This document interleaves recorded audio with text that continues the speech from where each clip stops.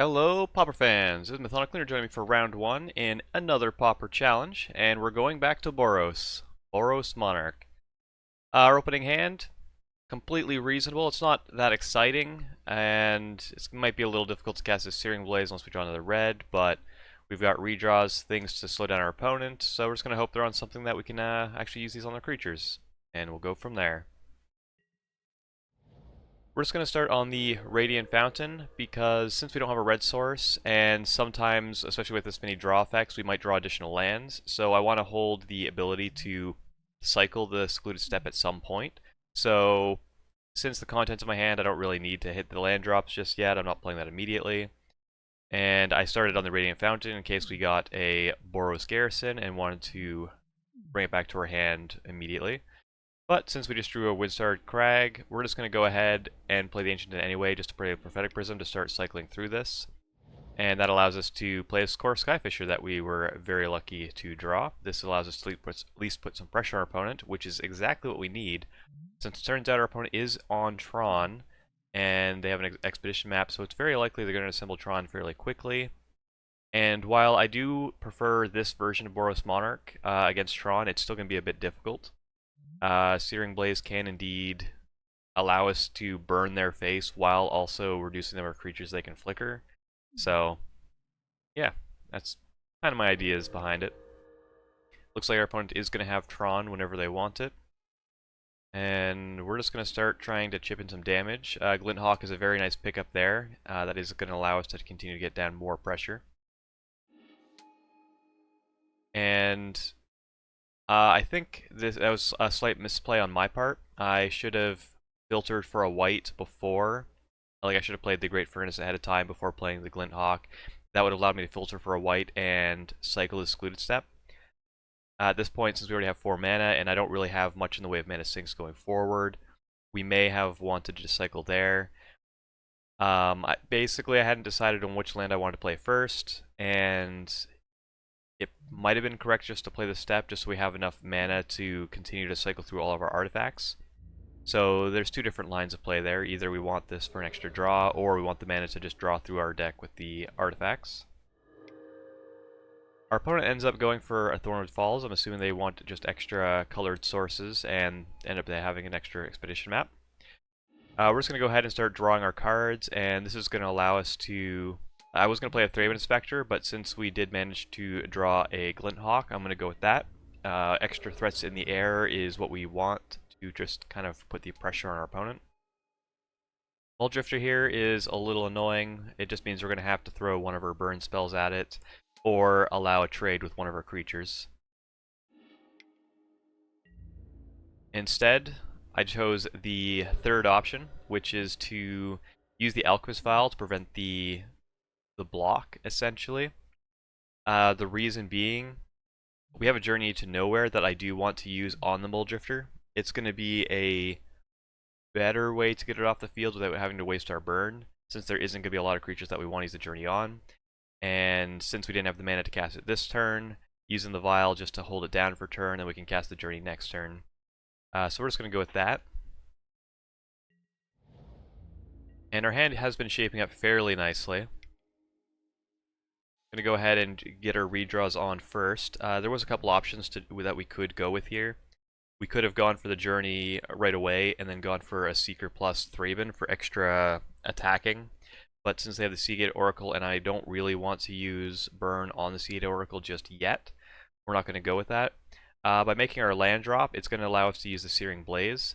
Our opponent does have a lot of mana open, so I'm a little hesitant to use any of our spells. They're likely just going to keep it alive. That's why I ended up just going for the attack at the end, even though I'd considered like Journey to Nowhere, Searing Blaze. Since our opponent has all this mana open, it's really difficult to pick any of those options. And it turns out Moment's Peace, so just making the attack was the correct one there. We're going to continue to draw. Playing ground creatures still doesn't seem that appealing to me, especially since our opponent does have the Moment's Pieces, so we want to start drawing through our deck to find additional burn spells. Our opponent is doing what Tron does, and has assembled Tron and is using Forbidden Alchemy and various other things to draw plenty of cards. So this is just a classic battle of they have 7 cards in hand, we're going to continue to have 7 cards in hand, and eventually one of us will win. We got the flashback on the Moment's Peace. It's always a question of how many Moment's Pieces the opponent is going to have. Most Tron lists will run anywhere between 1 and 3. Main deck. I haven't seen 4 main deck in a while. Going for the Condescend on the Searing Blaze. That does make sense. Can prevent some burn going at them. There was an option, like, if that had resolved, that was going to allow us to burn them out for the win, but since they had the Condescend, I decided instead to just play the Seeker of the Way. I didn't really see a reason just to burn them down to 2 instead of, like, it was either all or nothing. Since they have the Pulse of Murasa here now, we can see, in my opinion, it is better to have the burn spells in hand, so that way it gives us more options down the road. Even though it might end up being difficult to find a good opportunity to use them. They're going to go with the Mnemonic Wall to get back Pulse of Murasa, so that means we are indeed in for a long game. They're going to be gaining plenty of life. So we're just going to continue to keep up with the card velocity in our own way. We need to make sure that we're getting our attacks in there. And our opponent ends up having additional fogs, so that's 2 so far. Here I didn't end up casting the Skyfisher, mainly because I want to make sure we have multiple ways of killing this Mnemonic Wall. I do want to prevent a flicker combo from going on here, and I want to have as much mana as possible to tax my opponent for any kind of Condescend. And I didn't really see much benefit in casting the Kor Skyfisher in the face of a Moment's Peace in the graveyard anyways. So here we're going to go ahead and cast it, and bounce one of our artifacts, replay our artifact. This will give us a prowess trigger, and allow us to go for a large swing. I'm trying to make our opponent use the second half of the Moment's Peace here. Mainly because I don't want my opponent to be able to get it back with a Mnemonic Wall at some point. Here, I'm going to Lightning Bolt their face to make sure that my Seeker of the Way kills the Mnemonic Wall. I was debating whether or not that was a good idea. We do know that they still have, the Pulse of Murasa is still in their hand, so they are going to be able to get back to the Mnemonic Wall, which means they can like do a bit of a life gain loop. But if they're spending their mana and their turns doing that, it's probably okay. Analyzing it after the fact, I don't think it was correct to try and kill the Mnemonic Wall. I think it was going to be best just to gain the 3 life, let these trade and deal 4 damage, and then just play some of the creatures after the fact. But this is the route I chose to take.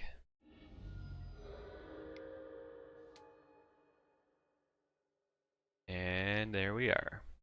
Once again, we're just slightly short on damage. I probably should have attacked with the Thraben Inspector as well. I'm not really sure why I held it back. Probably as an idea to block the Seagate, but of course I did play creatures afterwards. So that would have been 1 extra damage. It still would have been 1 damage short, unfortunately. We're getting so close on the burn plan, but not quite getting there. Our opponent is going to go ahead with the Pulse Murasa, gain a bunch of life, Mnemonic Wall, the usual stuff. I'm surprised they haven't found any more action, and I've been curious the entire time as to what's in their hand. We're going to go ahead and draw cards. And it seems very likely that my opponent's going to be fogging here, since they didn't fog last turn, or the other option is they might go for a flicker effect to bounce the Mnemonic Wall to get the flicker or the piece back. I still don't know how many they have. My opponent ends up taking the damage, which surprised me. I am keeping Thraben Inspectors back. Attacking with both of them would get in for 1 extra damage, but I'd rather not be getting any, like, taking any chip damage back on the return. The reason being, I don't want to be hit by Rolling Thunders as easily, and increasing the life total can be fairly relevant against Tron when they start going for the damage at some point in the game. So we're just going to go ahead and start drawing our cards, as we usually do. And it looks like our opponent is now going on to the Capsize plan. That's fine by me. It's going to take a long time to try and win that way. And they are up to, I believe, 2 activations of it per turn, so we'll just let that go. We'll go in for our swing, expecting the moment's peace. There it is. And we can try and resolve our Palace Sentinels. I expect my opponent to counter that if they have another Condescend. And these lists usually will run two. It ends up they have an exclude main deck. That's fine. I was debating on even if it was even worth to play the Palace Sentinels. This does look like it might be one of those games where it might just go all the way, but that would allow us to gain a lot of extra burn spells that my opponent would have to worry about. My opponent's going for the bounce our lands plan. That makes sense. I don't think it's going to take a while for them to win that way, but all power to them. We're starting to get quite a bit of burn, so if we can find an opportunity to win with our burn, that would be fantastic. But by the way they're playing, it seems like they feel like this attack isn't going to work, so I'm assuming they have to have another Moment's Peace. I tried to make an attack seem unappealing for a Moment's Peace, just to see if I could kind of bait them into taking a little bit of damage. It didn't end up working. So, since they're tapped out, I'm going to throw a little bit of burn at their face. The reason being, we're going to be losing a lot of our lands, and we're going to be losing our options to realistically find time to cast multiple spells in a turn. Here comes a Ghostly Flicker. We do have enough artifacts to kill the Mnemonic Wall in response, but I'm not going to do that. I'm still holding out hope that we can burn them out. Of course, they're going for our opponent ended up using the Ghostly Flicker to get the Mnemonic Wall, to get the Pulse Murasa. So, you know, burnout plan, unlikely at this point. So we're just going to swing with everything and hope to try and burn our opponent's last Moment's Peace. Does work out. So it's likely the last one. Tron lists of old, or of a few months back, used to run 4. With this Ghostly Flicker on the stack, I am going to go and try and remove the Mnemonic Wall, since I don't have to worry about any counters or anything else coming down. It will remove it there. And Capsize keeps coming down. The fun side of Tron, where you just look at your hand full of lands that used to be on the battlefield. Good stuff. So our opponent is up to 23 life, and we're just going to have to try and swing in there and see how much damage we can do. Opponent ends up blocking the Seeker just to save as much life as possible. And there's a Mnemonic Wall. Okay, getting back Pulse Murasa, gains a bunch of life, plays the Seagate Oracle. That seems to be the reason why they wanted to block. They have found a second Mnemonic Wall, which got back the Flicker. So, or I don't think they got back that Flicker that time. Yeah. But I am assuming they definitely have another Flicker. I can't see any reason why they wouldn't get back the Flicker otherwise. And it's starting to look pretty grim for us. The only consolation is that our opponent is starting to chew through their time. We used time early to try and find the optimal ways of getting damage in. But now our opponent has to spend their time to kind of make up the difference and eventually win the game. So we're mostly, at this point on, we're going to be on autopilot, trying to play as fast as possible. We got to close this time gap. And our main win condition at this point is actually the cards in the deck. They've got 11 cards to our 24. We've got 33 life, and they currently have no pressure on us. So we have to, at this point going forward, we have to try and just navigate a way where we don't take damage. If our opponent has Rolling Thunder, I don't think we're going to be able to beat that. But at this point in time, you have to take those assessments of which game plan are you going for. And at this point, we need to make sure we're not behind on the time we currently are, and we're ahead on the card advantage, or cards in our deck. There's the Ghostly Flicker that we were worried about, and our opponent is going for Pulse Murasa, so they're getting themselves comfortably out of burn range. And just getting back Tron lands. That makes me worried about a Rolling Thunder, since they're getting so much mana onto the battlefield. Let's see what our opponent wants to do. More Ghostly Flickers, that's fine. We're not trying to double bolt one of the walls just to try and prevent some of it. They just get a Pulse Murasa and then go off with it again. Tron at this point is going to be fairly resilient. And it looks like they are playing at least a one of Dunrova Hora to try and win the game. I'm going to go ahead and use the clue to draw a card just to see maybe it might be something relevant. And at this point, it's a very big deal to make sure we're auto-yielding to everything that we possibly can. We want to make sure we're closing the time gap, and as you can see, this turn has taken our opponent quite a few minutes, and we're about to pass them on the time on the clock, or they're about to pass us. I'm really glad that they're bouncing the Radiant Fountain. This will give us an additional way of gaining life, and that is what we want to do to try and stall out this game as long as possible. Opponent has a lot of mana, is going to be able to bounce a lot of our things every single turn. And what we want to do is make sure we are keeping the Radiant Fountain, the Wind-Scarred Crag, one of each untapped, and all of our burn spells. Everything else after that is just, you know, if it fits in our hand. Gonna swing in for a little bit of damage where we can, and of course we're playing the Radiant Fountain. We still have the Prophetic Prism, which will produce any color mana. And we have this Alchemist Vial that we can try and use at some point as well. Our opponent is bouncing our land. It's fine. Here, I'm going to throw a bolt at their face. I want them to use a cycle, use extra time to get back the Pulse of Murasa, and you do that.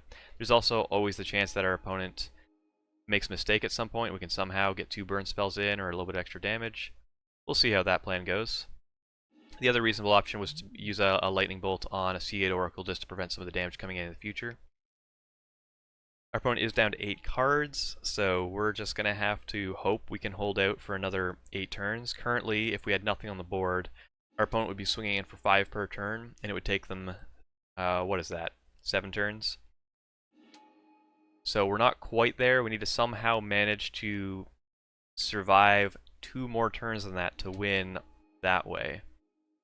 We do have the Radiant Fountain. By playing that like 3 times, that would be enough life to buy an extra turn. If our opponent plays a Muldrifter or bounces one of these journeys to speed up their clock, that would be a 2-card difference. So we're just going to have to hope that our opponent does draw a few extra cards if we want to win by that. And our opponent is using a ton of time to fully bounce their board. And there we go, our opponent did bounce one of the Muldrifters, so our win condition is going to be their library. And of course, we have to make our opponent play it out. At this point, they would win the game, probably, although we do have winning chances with the library. But our opponent does need to play as fast as possible, since even if we do lose this one, if we're 2 minutes ahead on the clock and we manage to win a second game, it's going to be really difficult for our opponent to win another game on such a slow deck when we're playing a good grindy way of grinding it out. So we got to get every axis going our direction. We got to try our best. Our opponent is still bouncing the Radiant Fountain, which is great for us. And here goes the last of our creatures. So our opponent realizes they can't bounce the last Journey to Nowhere. Otherwise they would definitely deck themselves. We're going to play the Radiant Fountain just to see if our opponent keeps bouncing it. That's fine for us. And it looks like our opponent is not going to bounce it this time. They've realized that the extra life does make a difference. So with that in mind, I'm just going to play a Prophetic Prism. I want to draw a few extra cards before I start deciding what I want to do. And it looks like our opponent does want to bounce some of our cards, which is going to eat up a bit more of their time. Of course, we're going to be completely auto-yielded to all of this, so that way we're not using any of our time every time they go through the loop. We're going to take our beats, and here, since we know that they're not going to be bouncing the Radiant Fountain, I'm playing a red source. So this way, when they go for the flicker, and with the targeting on the stack, I am going to be casting one of these spells. We do have enough burn that if we could cast both of them in one turn, we could win. But think about this from the top. Our chances of winning that way is very unlikely, since we can't cast both this turn. Our opponent would just do a flicker loop just to get back one of the Pulse of Morasses to gain a bit of life, and then we would not win that way. Currently, we are going to die before our opponent decks themselves, so our only way to victory here is to use one of our burn spells on one of their creatures to reduce the amount of damage. Muldrifter is the one I'm going to pick, because they cannot use a flicker to save it. One of the flickers is here. If they had another flicker, they wouldn't build a flicker anyway, because that would reduce the amount of cards in their library, which would make them lose. The only way that that doesn't win this turn is if they have another Condescend. The reason why we also need to do this in response to the Ghostly Flicker, if they have another Ghostly Flicker, they could use it to bounce both the Mnemonic Walls to get a Ghostly Flicker plus a Condescend, which would then counter our thing. So really, it's not very likely to succeed, but if our opponent doesn't have a counter right here, we can burn the Mulldrifter. Our opponent lets it happen. This is exactly where we want to be. Our opponent does not have enough power on board to win in the amount of turns left, and our opponent realizes that. They can't even play an Oracle or a Mulldrifter or any of that effect, because that would get rid of the rest of the cards in the library and they wouldn't be able to win. So, as unlikely as it was, we did manage to squeak out a victory. I do think our opponent should have been able to win that game.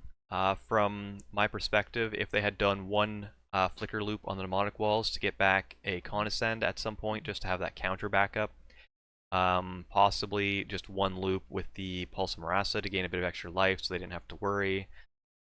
I've also found that Tron players quite often are a little too aggressive in bouncing everything, and they don't realize as much that their clock, they spent 12 minutes bouncing things. So, it was a close one, and we somehow managed to win a game, and now we're still up 3.5 minutes on the clock. Crazy.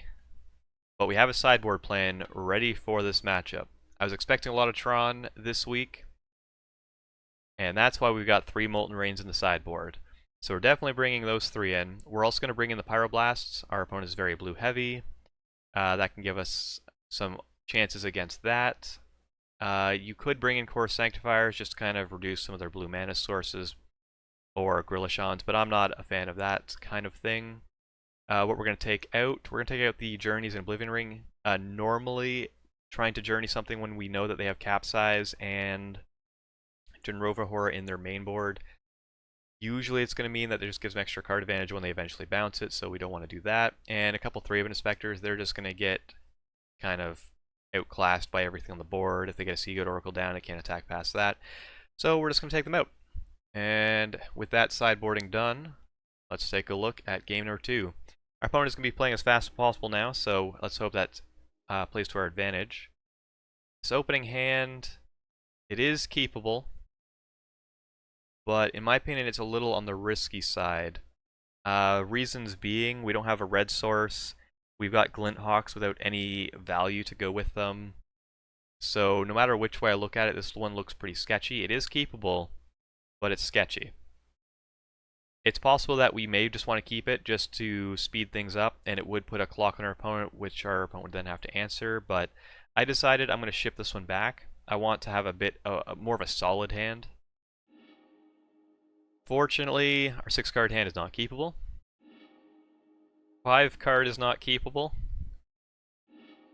4-card is not keepable, but I'm just going to keep it anyway. We've got 3 1-drops, so as long as we get a land at some point, maybe we can stall this one out. We have to play it out. We have to play for time. Prophetic Prism, can't keep that one, so that's going to go to the bottom. And let's just hope we can draw a land at some point. Well, well, sometimes you ask for a land and you get a land and it's not the land you're looking for. Well, that's fun. So we got a Forgotten Cave. We're going to start being able to play our cards here. We definitely want to bolt their creatures. We got to keep our life total as high as possible. We just got to play for time at this point. We're not going to be winning this one any reasonable way I can think of, but we got to try our best. Our opponent also had like a turn 4 Tron, which is, you know, just beautiful, of course, for them. Going to go ahead and keep playing our lands. I'm playing an untapped land there because I want to be able to crack my clue immediately. They're going for Mystical Teachings. I'm going to Pyroblast that. I just want to try and keep them away from whatever they want to do. But it might have been more reasonable to keep up the Pyroblast for the Mulldrifter to stop some of that coming through. Going to go for the Searing Blaze, but our opponent does have a negate, so things are off to a fairly rocky start so far. Our opponent doesn't have a quick way of winning at the moment, though, so at least there's that, and our opponent's already under 5 minutes. So even if we lose this one, our opponent's going to have a hard time trying to fast win, hopefully. So, opponent's swinging in. we've at least got some ability to kill some of the Mole Drifters and to get some stuff down. I'm playing the Glint Hawk even though it's for no value just because I want something in the way of that Mole Drifter. Pull some Murasa, our opponent's getting a ton of life, but we're not trying to win on damage in this one. We just want to see how fast our opponent can actually win it. Mole Drifters are really good for our opponent here because it's going to draw them a lot of cards and put pressure on us. We're of course going to trade. We did draw a Searing Blaze, so we're going to cast that. And hopefully it sticks. Unfortunately, our opponent does have something to counter it, but we can get in with the Seeker of the Way just to gain some life to buy us a little more time. And when they're tapping that much, you know a Rolling Thunder is coming, so we're in a bit of a tight spot. We should still have a few more turns as long as the opponent doesn't have a Mnemonic Wall. Doesn't look like they have it yet. Palace Sentinels, alright, this is going to draw some more cards, so maybe we have winning chances. Of course, we're going to have to draw quite well off of our double draws, and we have to hope for no Mnemonic Wall. Flashback for that. They ended up getting an Impulse. It looks like they're just digging for that Mnemonic Wall, which is what I would be doing too in their position. And it looks like they did end up finding it, so of course we're just F6, we're going to let our opponent go through this. They are down to 3 minutes, so we did manage to buy or use up 3 minutes of their time to make them go through this. That's what we have to do. Alright, game 3. Since we know that they do have the Rolling Thunders to try and win with, we're going to bring in the 2 Prismatic Strands. Plan A is to not lose. Plan B is to win if we can. So we'll try for that. We're going to pull out the last of the Thraben Inspectors since they're not really going to do anything other than cycle themselves, and we're just going to run with that. Taking a look at our opening hand. This one is a reasonable keep. We're going to have a Prismatic Strands to protect ourselves from any kind of Rolling Thunder, a little bit of pressure, redraws, stuff to kill their creatures, and our lands, something we may have been missing last time.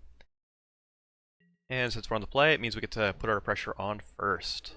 We're of course going to play the Seeker right away. Playing the Prisms after the fact gives it lifelink, which is really nice. And let's see what we draw. It would be nice to have a Glint Hawk. No Glint Hawk, but a Molten Rain does sound pretty appealing. Since they have 3 mana open here, I do not want to play the Molten Rain. Many things would go wrong and stop us from being able to cast that. Anything from Condescends to Ghostly Flickers, and I'd rather just... We also know they have crop rotation from the last game, so we're not going to just play in the face of that. Instead, we're just going to go ahead, get ourselves some lifelink going on. Mole Drifter, that's fine. That now leaves us available to cast this Molten Rain. We're going to pick the tower. It's kind of like a roulette of which one do you have a duplicate of, but let's pick the tower just because even if they have a duplicate, it's 3 mana, it's off the board. Gives our Seeker prowess, so we're going to swing in. There was the option of bolting their Mole Drifter there for additional lifelink and keeping creatures off the board, but because we're far enough ahead on life at this point, I'm actually going to try and go for the win. Greedy, I know, but hey, we're going to try it. I'd prefer to win through normal means if possible. We're going to be able to do the Boros thing and draw multiple cards, get down multiple creatures, swing in for some damage. I love how the Seeker is able to trigger off of every single Prophetic Prism we play and bounce. So we're in a pretty good position here, and with the Galvanic Blast, that is a beautiful draw. So if we do the math, if we kill both their creatures using 2 of these, we're going to have 2, 4, 6, 8, because we cast these. And then we'll have another +5, so 13 sounds pretty good to me. And we also have a Prophetic Prism to play, which will add +1, so we can do 14 damage after removing both of those creatures. So even though we're putting our opponent under the time pressure, we're still going to win the conventional way, because that is the way Magic is supposed to be played. Alright, we did manage to beat Tron. It was a bit of a nail-biter. If you'd like more interesting action like this, I'll see you in the next round.